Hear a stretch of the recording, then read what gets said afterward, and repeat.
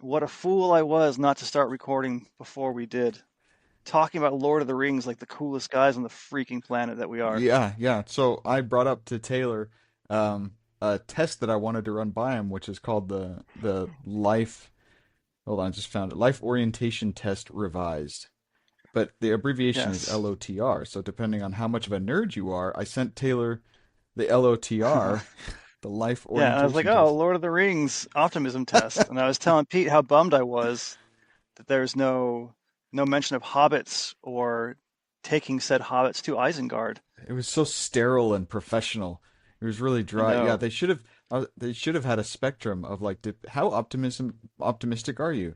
Are you Samwise Yeah. Gamgee all the way to All the way to like, well, so it'd be interesting. I personally feel like if you're gonna, it depends if you're gonna do like in threes, because this particular thing was graded in the tetric. Is that what you said? A tertile? tetrile, Yeah. tertile. I see. You can tell who's getting the master or the doctoral degree and who's not. But that means it's divided into three sections instead of four. So if I had to think of three rulers who were optimistic to not optimistic, it would be what, like, top would be As Aragon, and optimistic. then it would Oh, that's be right. He's the hopeful Den ranger. Yep. Okay. yeah, and then Denethor with his nasty tomatoes would be somewhere on there. Um, And then I don't know. uh, who's the head elf dude who remade the sword? Oh, Elrond. Elrond. So Elrond, I think, came around. He was like men are weak, and then eventually helped. So I think he would be the midline, and you have Denethor be the least optimistic. Literally setting himself on fire because he just can't even. We all do that, don't we? I think we've had our Yeah. moments. Our moments, yeah. How you doing, Pete? Oh, I'm doing well, thank you, Taylor. How are you doing? I am a little tired today, a little run down from a week of work, because unless you are listening to this in a not 2025 time, it's been a little intense. Mm-hmm. A lot of Yeah. people are really freaking out about a lot of stuff. I think And it's easy, politically, especially when something happens, to immediately go into worst case scenario. yeah, And whether you're defending yourself against people who are arguing with you, or whether you are the one arguing, you want to elicit a response. So it's easy to go extreme. And that's true whether you're talking politics or whether you're talking about the price of milk at the grocery store. You're like, this is horrible. This is the worst thing ever. And we as a country, I feel like, have kind of slipped into that. absolutely. And I think that if I'm going to be a little pedantic, I would say that the cost of milk feels political. Everything feels political these Yeah. days. I freaking hate it. Uh-huh. I hate it so much. That's yeah. I think it's blaming is easy, especially because you want to take it outside of your control. Yeah. Um, Well, I mean, it is your fault though. So it's easy. I have you as the subject of my ire because you personally have raised the price of milk and eggs oh where yeah, I am. man. There's something about the other that makes it so It's tempting. it's so satisfying to say it's not my fault Yeah, and that it's somebody yeah, else's fault. exactly. Um, well, I have a lot to go through. I usually bring up some literature stuff, some articles and research as kind of a throw in as we're talking. I can say, oh, that applies to this thing that I researched earlier this week. But Hmm. today, I kind of got on a little bit of a rabbit hole, and so I Ooh. started looking and looking and looking, and it just became more and more um, just fascinating, more interesting as I went. So I have one, two, three, four studies that I brought up Huh. related to our topic today. That Cool. Before you do yeah. that though, you know what I should What do? should you? I should play the opening theme song.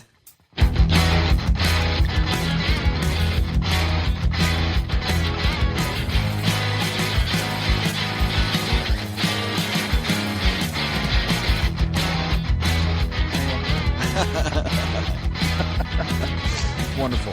Well, I hope that you pull out your guitar and play a different riff every single week. That would be fantastic. You should just. That would be. I actually physically can't play guitar right now. Why? What happened to your fingers? It's my wrist actually. Oh, I your arm finger. I my I broke my arm knuckle. I picked up my nephew, who is 7 years old and built like a brick house. And when I picked him up, he rolled, and my arm just like tweaked down. Even doing that physical, like it hurts to do that. Yeah, you just It's like 2.5 months yeah, ago. you I just still showed haven't me gotten how you better. moved your wrist just now, and I saw a tear come to your eye. That sucks. Yeah, a tear of just regret and pain Huh. and blood. I'm curious, Pete. Why did you go down a rabbit hole in optimism? Oh, our topic today is optimism.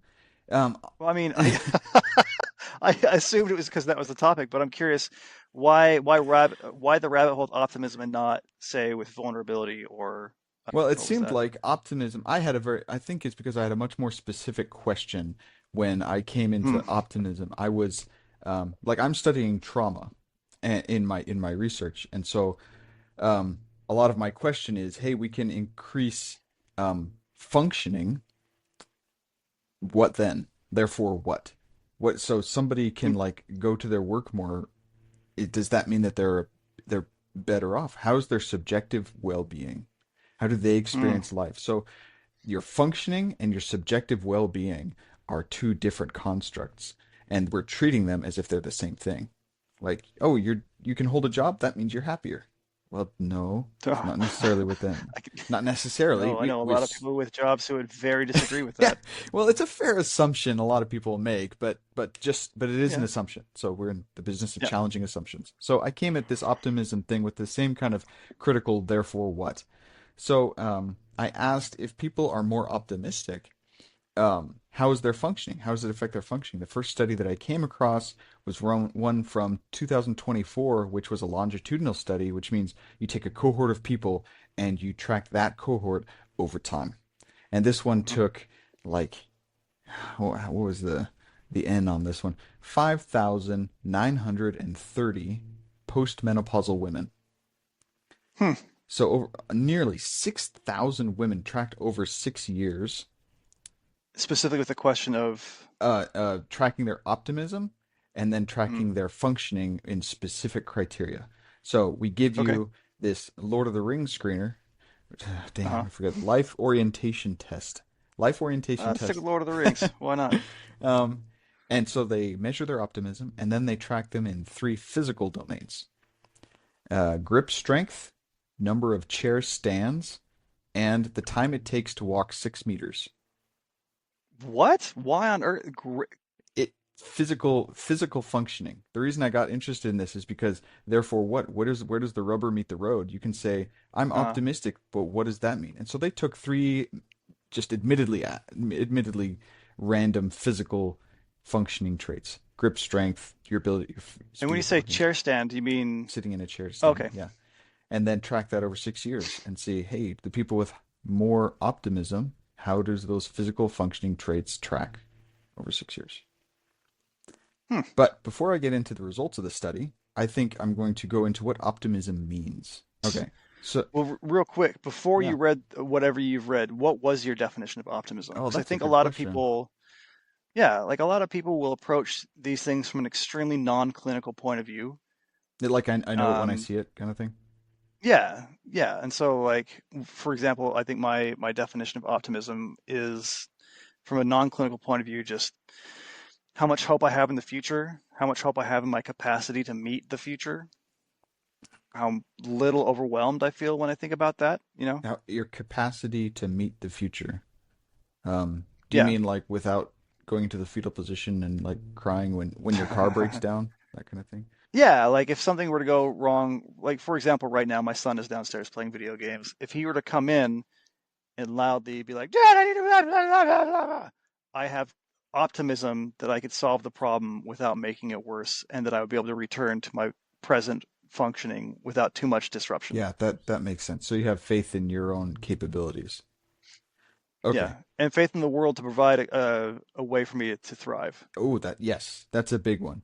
So I Mm. guess before reading all these, my idea of optimism would probably be something like it would be more in line with agreeableness. It'd be like a generally positive outlook on things, which sometimes is insufferable. So my yeah, my understanding of optimism this time was less defined. It was more like somebody who smiles a lot or someone who's easy to get along with. Mm. These three studies, well, the first one I found was from 1985, and they basically tracked personality traits when it comes to subjective well-being, SWB. And they defined optimism as the generalized expectation of positive versus negative outcomes in important domains of life. And they, And the important domains of your life are like family, mm, work, stuff like that's that. also nebulous, but Hmm. generalized expectation is all, that you put the word generalize in there. So that in 1985 actually kind of set the tone for the two other studies. They used basically the same definitions. One said, hey, I'm referring to this 1985 study for my definition of optimism. And the one dealing with the 6,000 women said, optimism is the generalized tendency to expect good outcomes. So it's the exact same thing. The generalized tendency to expect good outcomes. And in your, like you said, that could mean for the world, other people. Like if I get in a Hmm. fender bender and I get out of my car and put my hand on my head, I expect that the guy behind me is not going to jump out of his car screaming at me and rushing me. I just generally I thought you were going to expect say that. you were expecting your head to still be where you thought it was going to be. I expect both of my legs to meet the road. Yes. Yes. Um, Optimistically. Optimistically, and oh, that's an interesting point. But anyway, generally to expect that, that is not true all the time, but generally you can expect it. When it comes to Yeah. having faith, I was walking down my driveway the other day, and my driveway is quite a bit, it's slanted quite a bit, and I was, as you walk downhill, it's kind of like jolt, jolt, jolt, jolt, and I realized that every step that I made, I was falling a little bit, and I expected everything to work out.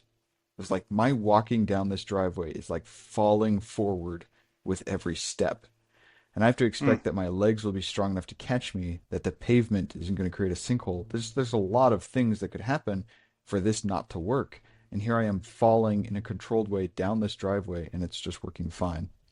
It's interesting as you're talking about that. I'm thinking about what the difference is between being optimistic and being delusional. Hmm. And I think that like the difference of what you're talking about is you're naming the problem. I could fall. My legs could give out. There are these things, but I think that I can see the problem and still have faith in my capacity to overcome the effects of gravity or the possibility of my legs giving out. Like I think my legs are equal to the task. And I feel like a lot of times people are like, how can you be so positive? Well, it's not that I'm lying to myself. I know that things are hard, that Yes. hard things can happen. The difference is that I can see it and I can see a way through it, a way around it, or a way Yes. not to And be. the difference with delusion is despite solid evidence to the contrary, you're going to believe something that is objectively not true, and you just choose to believe it because you're delusional. Yeah, there's a movie. Every time I hear the word delusional, I think of whatever that movie was, The Devil Within or whatever, where Robert Pattinson's that creepy preacher. Oh man. Delusions. Anyway, look it up. It'll get stuck in your Oh head man, the more I talk to Taylor, the more uncultured I feel. because you don't know movies. Yeah, Yes, I because don't know movies are the movies pinnacle of or culture. music or anything. I am very pop culture savvy. That is true. I can't blame my wife. I've always been pop culture savvy. I know who Robert Pattinson is, but that's as far as I went with that. Mm, So the difference between optimistic and delusional is optimists recognize the potential of things going wrong. It mm. could possibly go wrong, but you believe that it will probably more than likely go okay. It will go right. The problem with talking about my clinical experiences, I'm afraid I overlap stories. So forgive me if I repeat stories. No. Okay, well I'm gonna do it anyway. There was this guy that I worked with who was he came out of jail recently and he had been um, convicted of a felony. And so when you have a felony, a lot of your resources are impacted and your abilities. And you know there was this movement in Wyoming at the time to ban the box on job applications that says you have been convicted of a felony, yes or no, Mm. because that just eliminates so many options for people coming out of jail. Anyway, he saw it as a brick wall. We worked with the abstract idea that your felony is this brick wall and is completely blocking the way of the way that you want to go, and there's no way around it. We talked about the brick wall, and he saw it as a completely insurmountable obstacle, which compounded his depression and stuff like that. And I see lack of optimism somewhat as a delusion. Hmm. Saw him denying the validity of other resources he had, denied his own capability as a human being because of the way he felt. He chose to believe something that was patently untrue about himself and Hmm. about the world. Does that mean then that there are some people who are honestly non-optimistic, or they're like, no, they're like, there's nothing I can do, and they've earned that lack of optimism? They've earned the lack of optimism. Meaning what? Well, I mean, so this guy is ignoring things that could be taken the other way, things that could be positive. But I'm thinking about like, I don't know, people who have a terminal disease and like, well, I'm optimistic that I can live a good life. Like, no, the rest of your life is probably gonna be miserable. It's gonna be painful and short and disappointing. Have they earned the right to not be optimistic? Oh, I think everybody has the right to be optimistic or not. I don't think, Hmm. I don't believe that it's a problem until it starts impacting functioning and then they say it's a problem. But I Okay. definitely know people who've deserved to throw a pretty party for the rest of their lives. You know what I mean? People who deserve to not be optimistic based on their life experience, it made them feel safer not being optimistic. Tell me more. You mean like by recognizing what they see as the truth and just living within it, it's a safer place to be because they can control expectations? Yes, yes, exactly. You control expectations. I think in optimism, generalized expectation that things are going to go well leads to, in some people, generalized disappointment. You Hmm. have this, you want things to go well. You want to be an optimistic person, but you know what? Um, she broke up with me, or you found that being optimistic hurts too bad. That might tie into distress tolerance. If somebody has really low distress tolerance, then being optimistic is a lead into pain, and they can't handle that. Hmm. But I know people who don't deserve to not be optimistic maintain their optimism. Maybe they have higher distress tolerance. There's no moral failure to not being optimistic in your Oh, eyes. absolutely not. I think optimism is a personality trait, is neither good nor bad.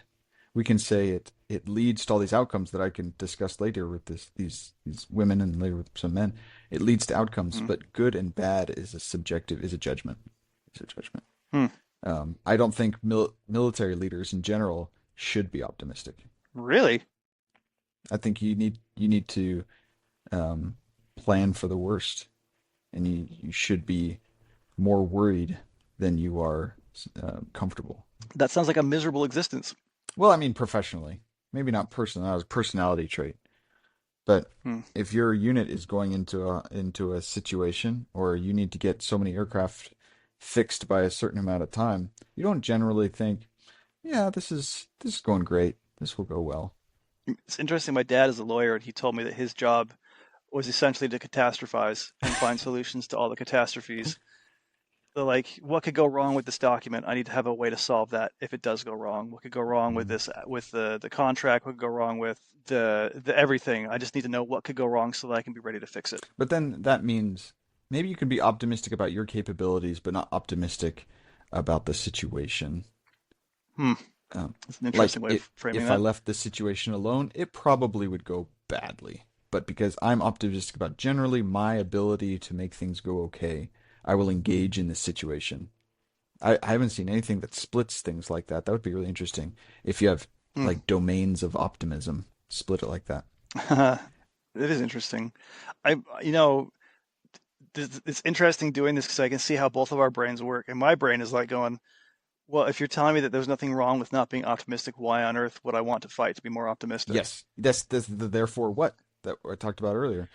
For these Hmm. 6,000 women, optimism, as they tracked it over 6 years, higher optimism was associated with higher grip strength and increased number or maintaining the number of chair stands, but not with the time it took to walk 6 meters. So some physical attributes, they but they were associated with less decline of walking speed. So they weren't able to walk faster, but they declined slower than people who had lower optimism in walking six Hmm. meters.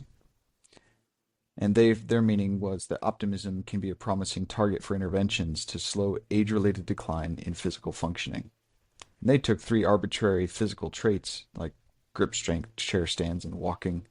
That begs more study into specific physical functioning traits.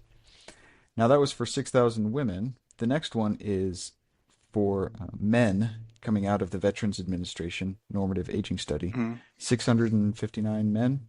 They took the life orientation test, like we mentioned before, The Lord of the Rings the Lord of the test. Rings test. Found out that optimism was associated with higher levels of general health perceptions, which means they perceived themselves as healthier people.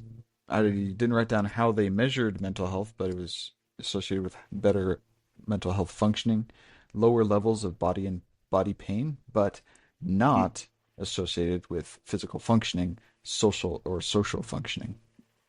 So depending Hmm. on your optimism, it will affect how you see yourself and see the world, but not physical functioning among aging men. Interesting. Hmm. I'm thinking about I don't know if I should say this out loud. I'm thinking about my mother-in-law. I love my mother-in-law to death, and I think she would say she's very optimistic. And yet I think that she expects not optimistic outcomes when people are involved. And I wonder Interesting. uh, if optimism is a universal trait that to be applied to get these positive outcomes, or if you can be optimistic in some ways and unoptimistic in other ways. Like, how deep does the optimism need to run before you start to get the benefit out of it? I would say pretty shallow. And, we talked about this before. Anything worth doing well is worth doing poorly. Hmm.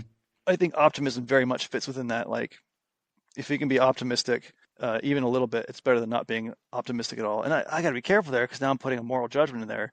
But I think in terms of like getting access to positive outcomes, better outcomes, optimism is probably generally expected to be a good way to go. We always try to eliminate bias from science, like all this bias, but even having high hypothesis is biased, saying I bet this is going to happen. That's based on the scientist's own perceptions and expectations, which is by definition bias. So Yeah. if you're saying, well, why would we want these type of outcomes? Well, it's because they have the word positive next to them. We're saying positive outcomes.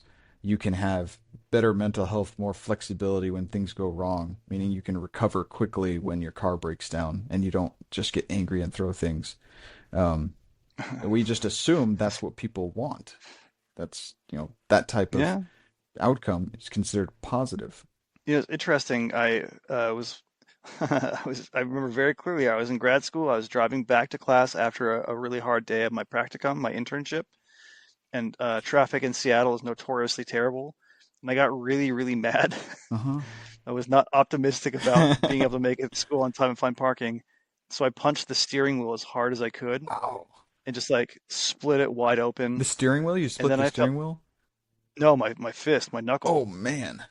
like it just blood all over myself. I was like, oh, now I feel like an idiot and I'm going Oh to be late. no. So I walk into class late with this huge bloody thing on my hand. I was like, what happened? Like, don't talk. I don't, leave me alone. Oh my gosh. But I wonder if I had been more optimistic about the outcome of a bad situation, if I would have been like, well, I should probably punch my steering wheel now, or if I would have been more calm and said, it's okay, I'm just going to miss the first 2 minutes of class. Hmm.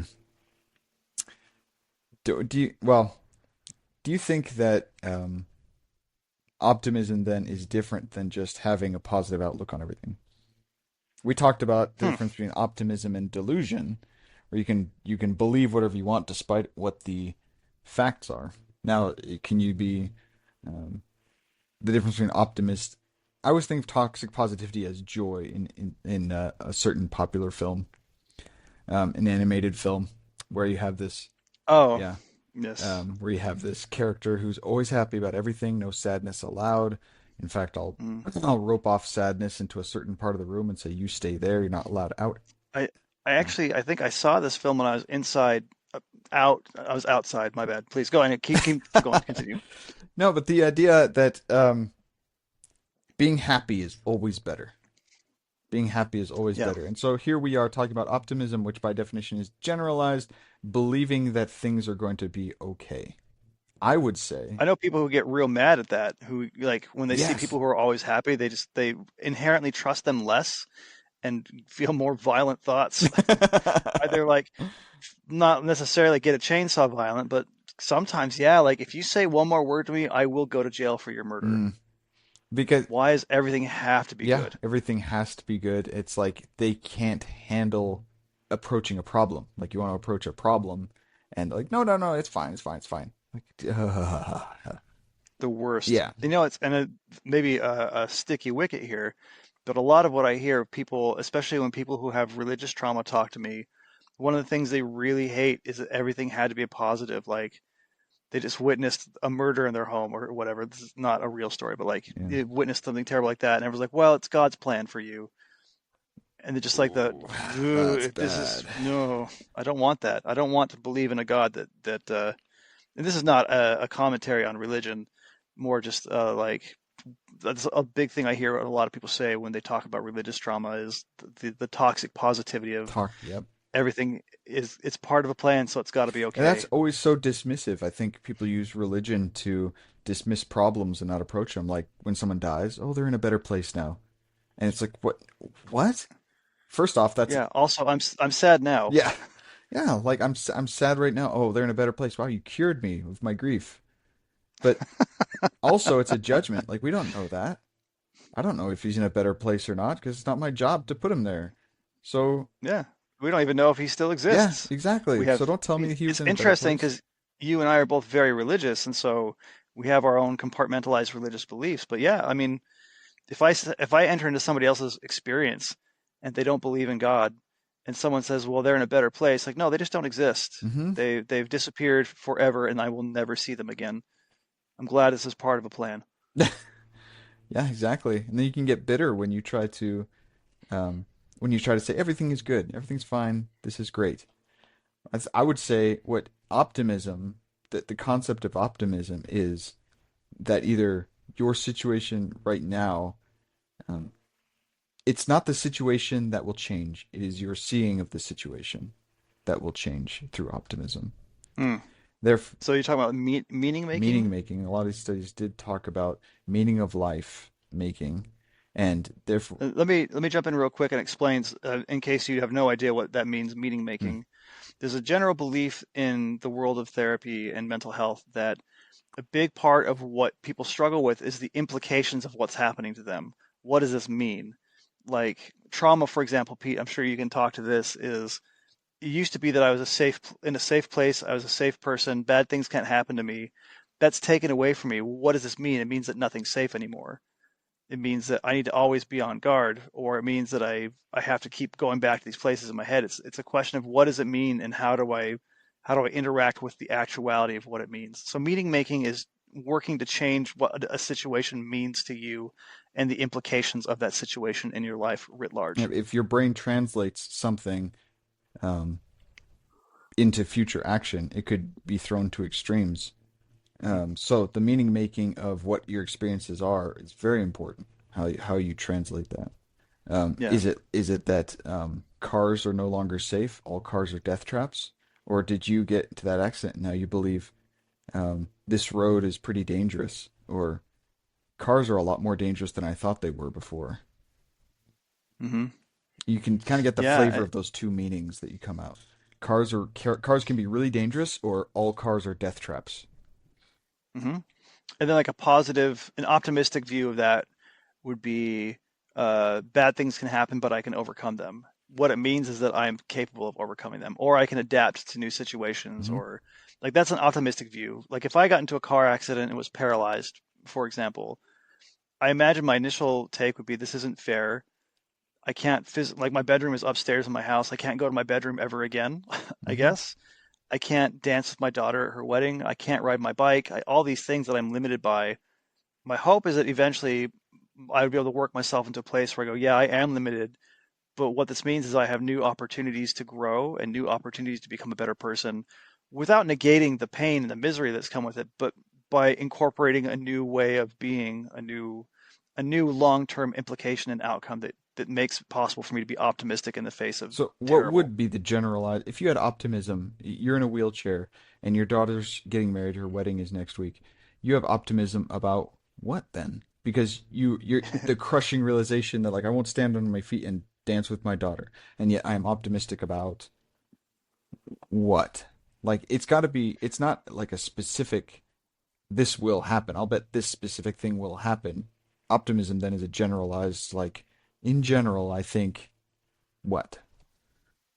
I think that just if you're talking about me specifically, the way that my brain works is I tend to think about how to make it work anyway. So if I'm in a wheelchair unexpectedly and my daughter's getting married next week, my first thought is, do I try and do I get in a motorized wheelchair and like find a way to program a certain dance into it?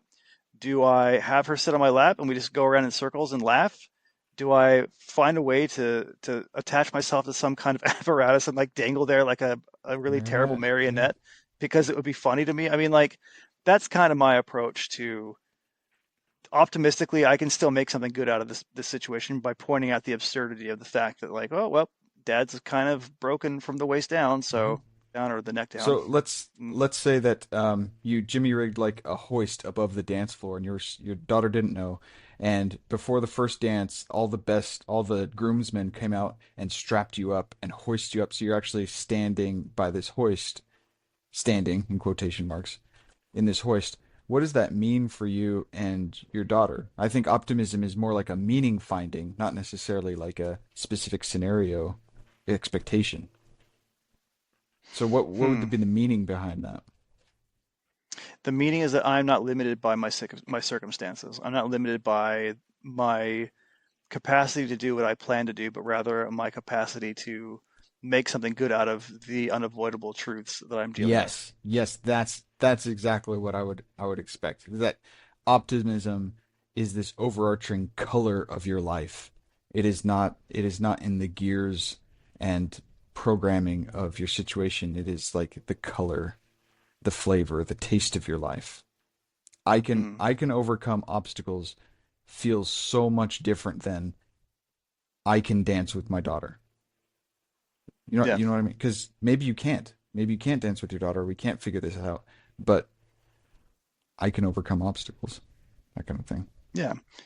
And I think it might be useful too to kind of look at this and go, well, let's role play this as a toxic positivity thing. So we can delineate between like a healthy optimism and a toxic, Ooh, toxically. yeah. Toxic. Do the toxicology study. Okay. That's S- right, toxicology of Okay. positivity. So you're in a wheelchair. Your daughter's wedding is next week, and you're toxically positive would mean that you tell people that you're going to dance with her and make no plans for it. I guess you would you would just say it's gonna happen. It's absolutely Yeah. or this is fantastic. I see people on YouTube who dance in wheelchairs, and I think this is just fantastic, and I'm actually really happy this happened. Yeah. Yeah, exactly. Like I think that would be a really toxically positive way to look at it. I think another way would be like, you know, obviously this is going to be a better memory than if I could just walk and dance with her normally. Oh man, this has gotten dark really fast. But I think yeah, it's true. It would actually I think make me uncomfortable. Well, yeah, would it make me uncomfortable? I don't know. But I can assume that some people would be uncomfortable if you had the guy who just got he's all like bruised and has bandages still on his face and he's in a wheelchair and he's like, "Man, I'm so glad this happened." And you're like, "Okay. Why? Yeah, What were you hoping for? I am going to be over here, punch bowl." I feel like this is a lot of this, as we're talking about this, I'm thinking a lot about the trauma work that I do with people where they're like, how can I be positive? How can I be optimistic about the future? How can I think that good things are going to happen to me when something so horrific has transpired in my Yeah, what do I life? do now? Yeah. Yeah, like I didn't deserve it. I can't even begin to, yeah. And this is, we'll have, I'm sure, an episode we'll talk more about trauma, but one of the things I do see a lot with trauma is people blaming themselves for trauma, which undercuts any optimism. Like, how can I be optimistic when my stupidity caused this terrible thing to happen? Which is rough. Yeah. Um I have a hard time with when I hear people blaming themselves for trauma because usually trauma Hmm. is so bad that it's outside the norm. It's an outlier of a situation. And so you have this expectation not only that things can go well if I try, but things will go well. They Hmm. absolutely will.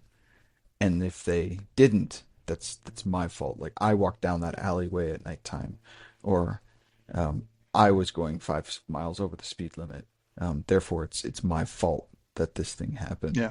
Usually, I find that the trauma, when people blame themselves, if we dive into it, it's rarely someone's actual fault, unless you know Unless they were attacked. Then it's very clearly somebody's it's fault. yeah, it's somebody's fault. If I wasn't, if I'd watched my kid more often, he wouldn't be playing with matches and burn the house down. So it's my fault. Yeah, I mean, this will be a whole Oh other yeah, episode, I'm yeah. sure, talking about trauma. I mean, if you feel like you could talk about trauma, I know it's a hard thing for you to conceptualize, Mister. I'm getting my PhD in it. Well, we'll save it. I think we're gonna stay in optimism, but your point to when trauma happens, maintaining optimism through the trauma, not necessarily what because everyone has like no one escapes childhood unscathed, as I say.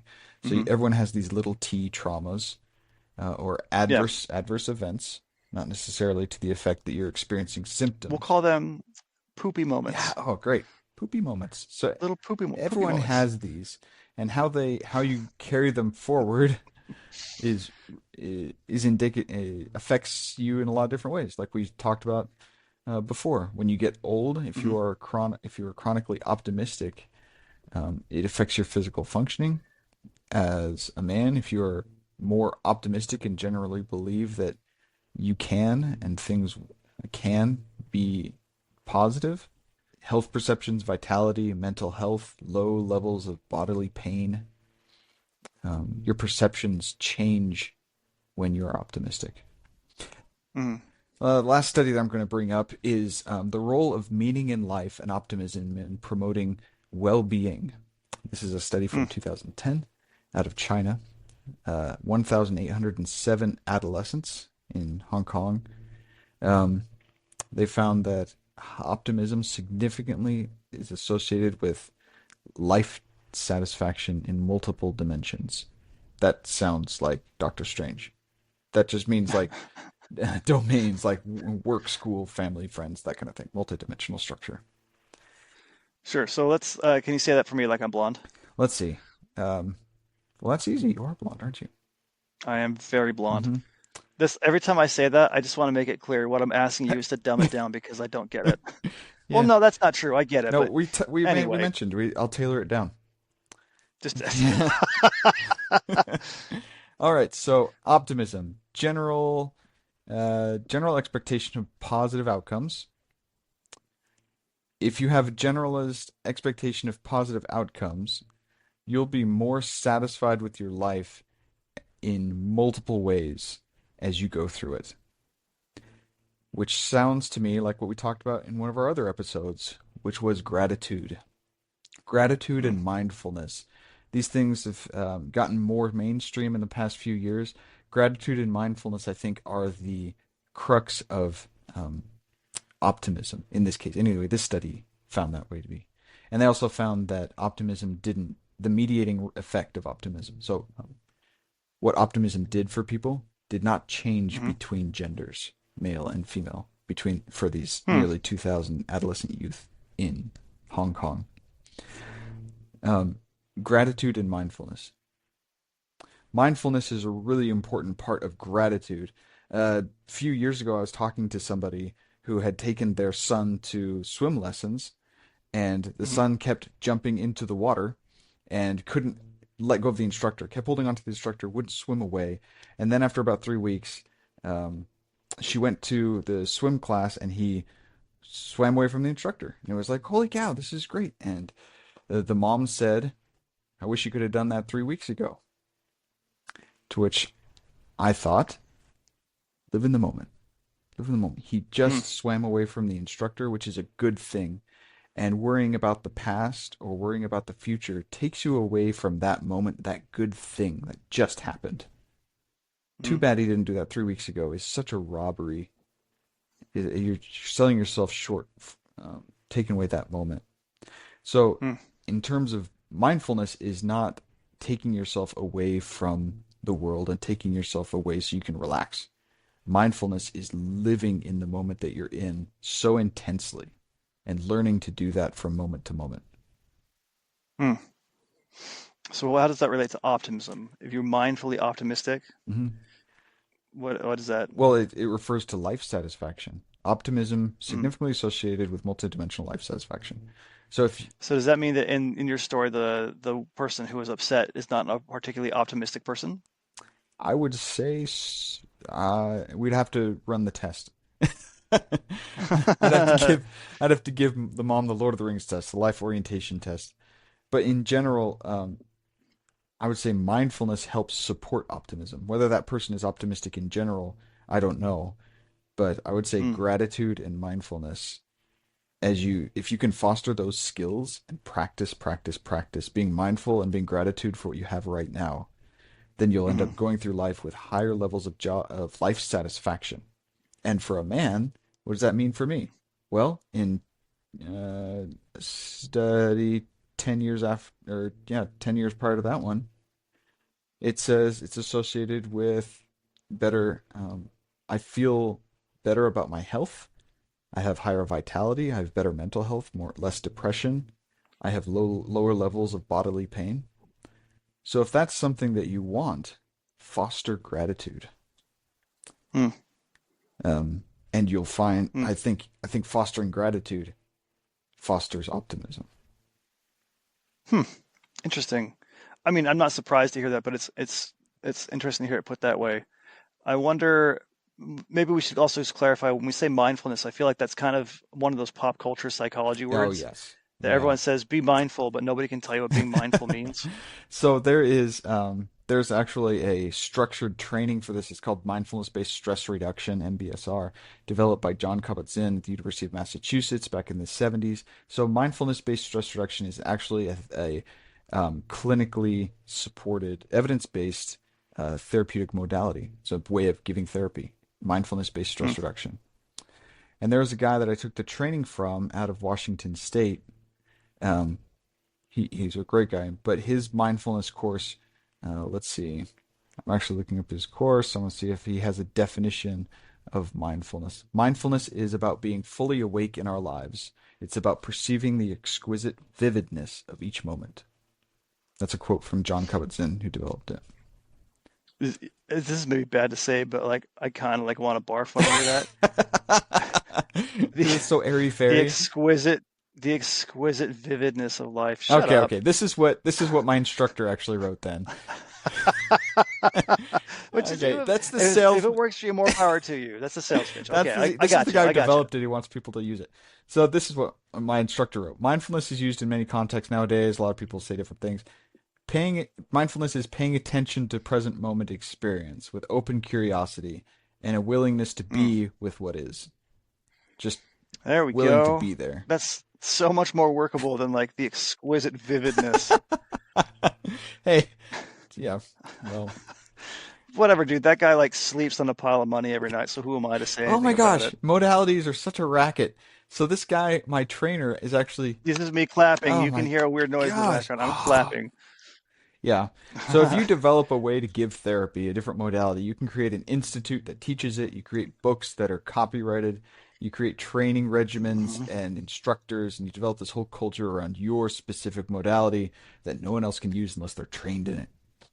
And it's Well, such a Pete, are you pain. saying then that certain modalities aren't actually the best ones to use just because they say they Oh my are? gosh, they sell them. They sell them, and so to be It's terrible. M, what is it? EMDR, eye movement desensitization response is one of the most. Ooh, getting a little I'm controversial here, sorry. huh? Yeah, it's just one of my deep-seated opinions. EMDR practitioners are some of the strongest gatekeepers of that modality. You Huh. cannot practice unless you have the training, and if you don't, then you are like, I have never done it because there's a you know, big cultural So you're norm. making a judgment based entirely on a bigoted thought process, is what Hey, they're the bigots. Anyway, There we go. Pizza bigot. That's what I'm no, getting no, at no, this. no. Well, this is real quick. I want to kind of ask your thoughts on this then, because I know people, non-clinicians who have gone through EMDR and swear by it, said that it changed Oh their yeah, lives. yeah. I think And it's certainly I've recommended people for it. Yes, I think it's effective. I've also recommended people for it. Um, And to be fair, I think people should be trained in every modality that you plan to use. Should be Hmm. trained. But to say that you have to pay out thousands of dollars and dozens of hours to specialize in that modality means that you become an EMDR practitioner, and that's basically your racket because you've invested so much into it.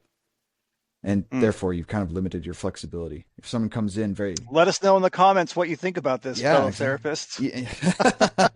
Yeah, I mean, if you're very cognitive as a person and you're coming into an EMDR therapist and they're like, close your eyes, now stay with that feeling, and they're, what are you talking about? You don't feel like you have the flexibility to go, okay, now we're in CBT, or other Yeah. way around. You absolutely cannot swing into EMDR. Yeah, I know somebody who went through tried to go through EMDR and they could not non what's the word? Not contextualize.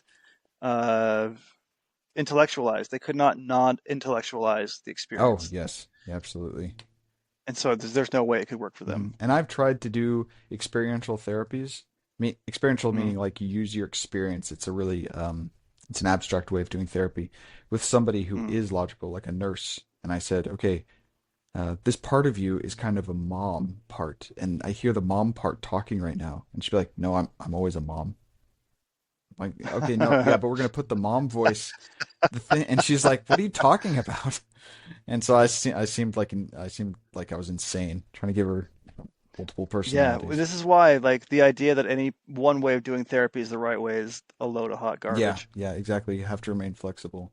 But I'm Yeah. optimistic that people who come to therapy generally receive better outcomes. Yeah, which brings up the last question, and the last question that we haven't really covered that we talked about before, but that I am really interested in hearing the answer to. First question, first part of this question, Pete, are you an optimistic person? Oh, am I an optimistic person? Yeah, I think I am. I was happy to take the life orientation test revised, Lord of the Rings. and I found out that if we did oh, hold on, let me pull out my notes. If we split it into threes, low, moderate, and high, I was on the high end of moderate. Out of 24, I scored a 16. And that kind of fell in line with how I see myself. Other people in my life will maybe think that I'm way too optimistic because I'm a bit impulsive.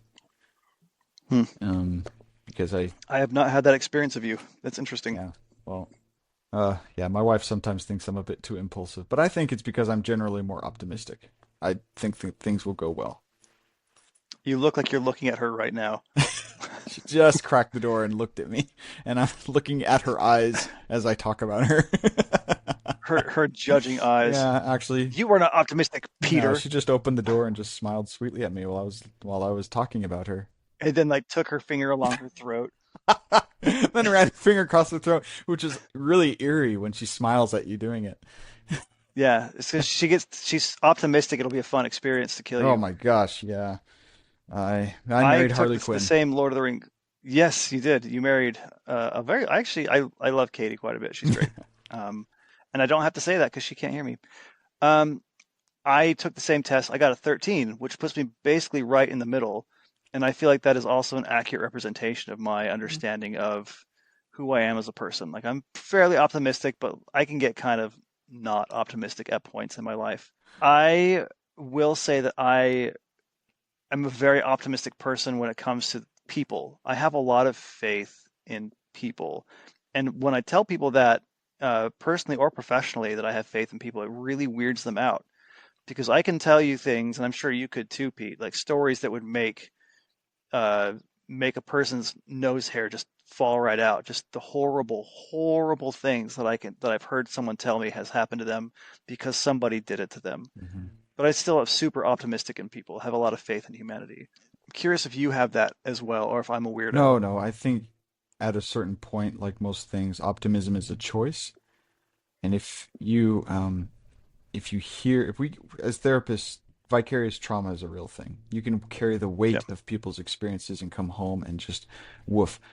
Um, yeah, you've seen me probably at my most heavy after trauma sessions.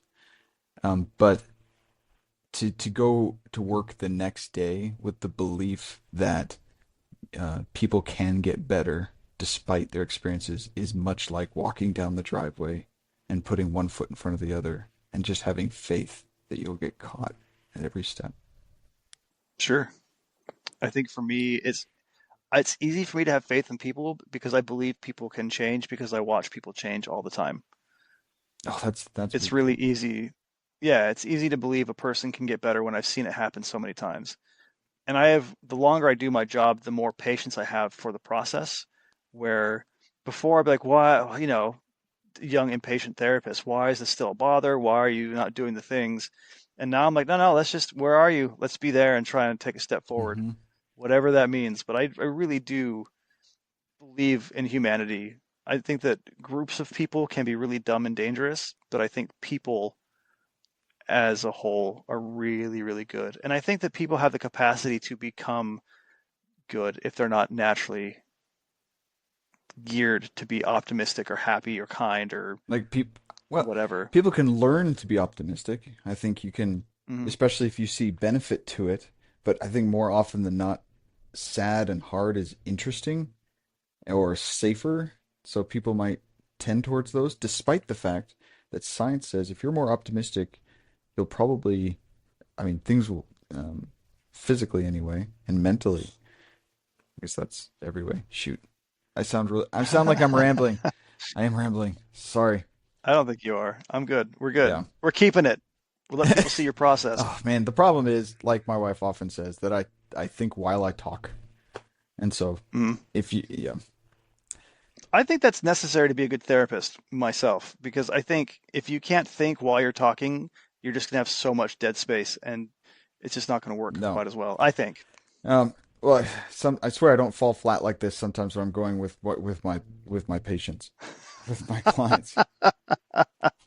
The I yeah, have not felt you the falling flat. question is, do you want to age slower? Do you want to have do you want to have higher levels of physical functioning and more stable, less reactionary mental health as you age? Then you should practice optimism.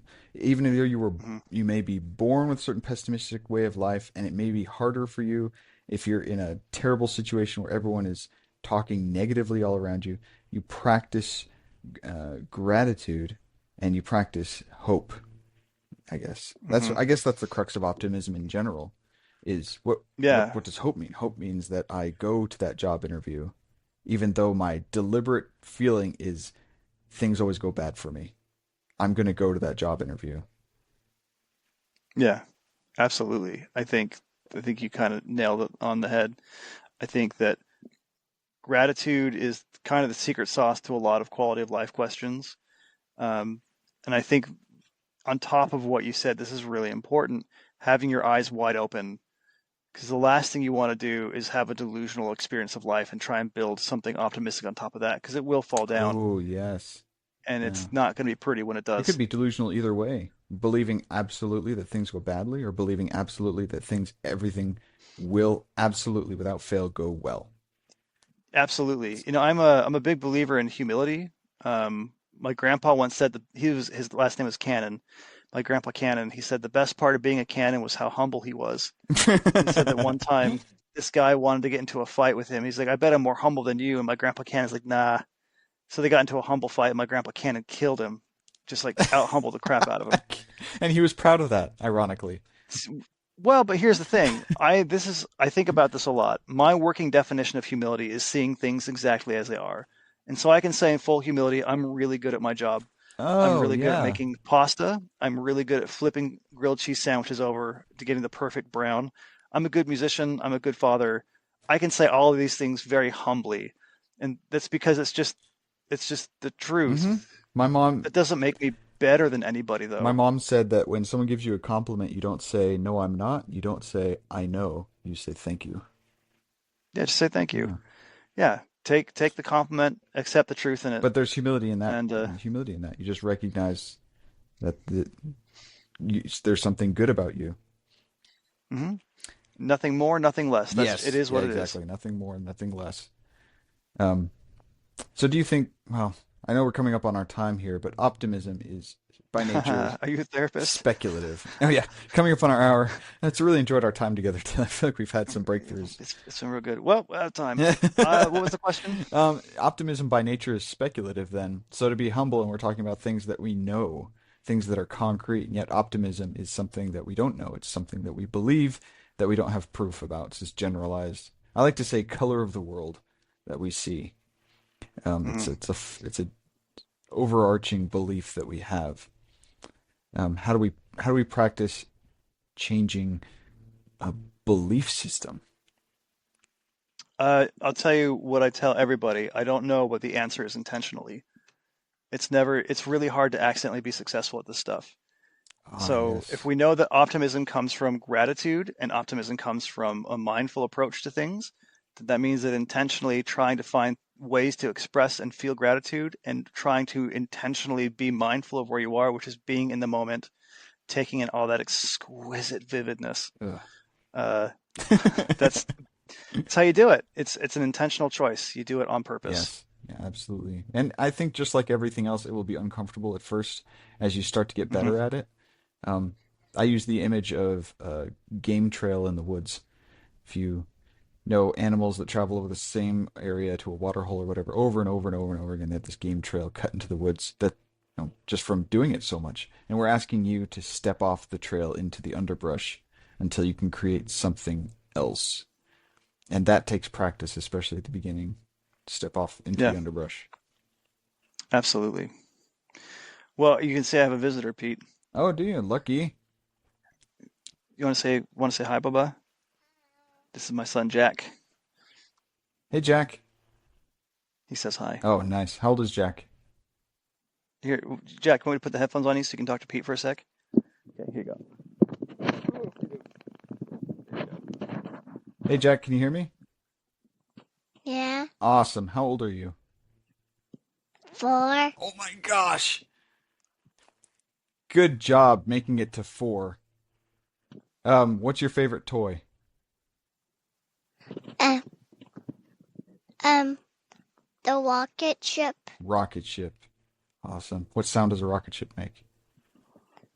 Uh, it's just pretend. Oh, I, okay. That's awesome. I like rocket ships. I used to work with airplanes. Airplanes are fun too. Well, apparently Jack was talking about rocket ships. Yeah, yeah, we're having a good time. Good, good, good, good. Well, we should probably put a pin in it there. Okay, well, That's my therapist way of ending the hour. Well, let's put a pin in it there. well, our time's about up. That's what I say. Indeed. Uh, Pete, as always, what a beautiful excuse to talk. Yes, I appreciate the vividness of the moment with you. Exquisitely vivid. Yeah, all right. Well, I'll talk to you later, you big dumb idiot. Yeah, you go eat a piece of poop or something. I don't know. That would be a poop As emoji. always, if you guys have any thoughts, questions, comments, concerns, if you'd like any stock trading advice, don't talk to us. But basically everything else, feel free to email us at emotionalmenpc@gmail.com. And I think, however you're listening to this, there should be a way to put comments too, and we'll read them and take them into consideration, and maybe even comment on your comments. Just start this big recursive circle of recursivity. All right. Well, I'm Pete, and it's been a pleasure. I'm Taylor. It has also been a All right. pleasure. Love you. Love you too, man. Bye.